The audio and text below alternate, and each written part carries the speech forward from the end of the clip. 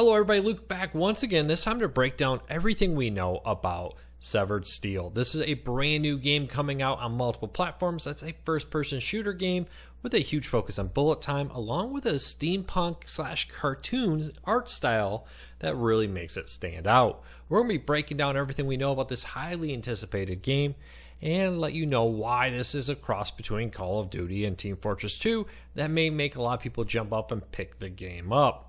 So we're going to be breaking down everything we know, but first, if you're new here, do me a big favor, hit that subscribe button, hit that thumbs up. It really does help us because it lets YouTube know you enjoy what we do here, and hopefully we can help you learn something new about the world of gaming with videos like this and so much more. Thank you for your support. We really appreciate it as we grow this new channel. Alright, let's get into it. Everything we know about Severed Steel. So the main character in this game will, according to the creators, lose an arm right before the game will start. The arm is lost because of a gigantic corporation, they say, is malpractice, stupidity, whatever you want to call it. And she's out for revenge. So she's going to be fighting her way through this gigantic corporation to get revenge, because after she loses her hand, they refuse to help her and leave her on the side of the road, basically. Now she's out for revenge, and the game uses that as the backdrop. Now, unlike most games which are primarily multiplayer games, this game is primarily going to focus on the single-player storytelling as you move through it. A lot of people compare this a lot to Call of Duty storytelling with a Team Fortress 2 game style to it. We'll see how it plays out. But as you fight your way through the game, you, of course, have one hand to use for shooting, but you can eventually add in weapons to the hand that's missing to give you additional weapons and the ability to dual fire there. The creators actually said they looked into the huge online gaming community of one-handed gamers, especially in the FPS community. They reached out to several YouTubers that focus on the community.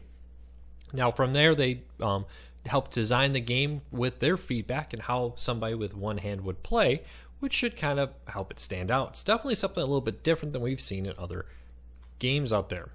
Now the art style, game style, is very similar to how Team Fortress 2 looks, with a graphic cartoon style feel to it, but with a steampunk twist. Now a few things here, I actually kind of like this. You know, so often we're so worried about the graphics, I think we're starting to lose, for many games, the actual storytelling. And they're hoping that they can use the fact that this is more of a cartoon graphic style to help tell the story that they're trying to get across here without having to worry about, was the reflection of the water and the puddle on the floor perfect. They can now focus on, is the storytelling perfect? Is the gameplay balance perfect? Rather than necessarily how great is the reflection of the light off of the surface going. So I actually kind of like that style. I'm very happy with the way they're moving. Now, one of the big things here is they're calling this a single-player game. There's been no talk of multiplayer that I could find. Did I miss that? Leave me a comment. Let me know. I'd love to hear from you. But there's no talk of it right now, so unfortunately, you're looking to be stuck with single-player. I'd love to know, will that change your desire to buy the game? That this is a single-player focused game. Multiplayer is, at minimum, not a big feature in it. Not a big focus for the developers. I don't know. Would that change your desire to buy this game or not? So the release date is currently scheduled for late 2021, so this year, subject to change. As with all games, things happen. Developments never go the way you think they do with video games, so subject to change. It will also be released on the PlayStation 4 and PC later this year. No word I could find on PS5 support, but that doesn't mean it won't necessarily happen. Keep that in mind. So what do you think of the graphic style? What do you think of the storyline? This sounds very similar to the Perfect Dark storyline. Instead of fighting aliens or something, you're fighting a gigantic corporation in both of these games that are coming out. This one over on the Sony and PC, Perfect Dark on the PC and Xbox. But the stories definitely have some similarities, though overall they're very different, with Perfect Dark focusing more on these corporations and climate change, and this is more about personal revenge after they basically take your hand and then leave you high and dry to figure it all out on your own. I'd love to know what you think of it.